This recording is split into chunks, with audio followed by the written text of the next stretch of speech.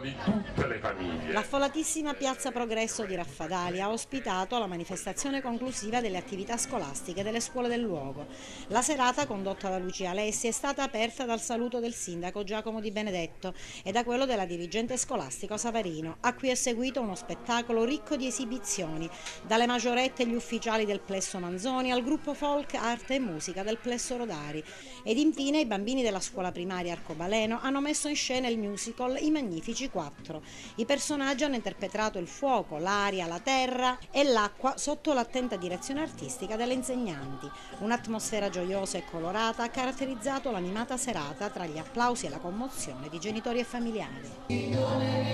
E sabato gli alunni della quinta A del Plesso Federico II dell'Istituto Comprensivo Vincenzo Reale di Agrigento, diretto da Roberto Navarra, hanno dato vita ad uno spettacolo con a tema la natura e l'ambiente. Il testo in scena, un'esperienza unica che ha coinvolto i bambini nella drammatizzazione del testo di una favola di letteratura contemporanea titolato La compagnia della pioggia, a chiusura del progetto di lettura e comprensione del testo, guidati dall'insegnante Carmelina Bongiorno e dall'esperto Luigi Mirotta. Un progetto che ha visto i bambini della scuola primaria impegnati tutti e 5 gli anni nella comprensione del testo.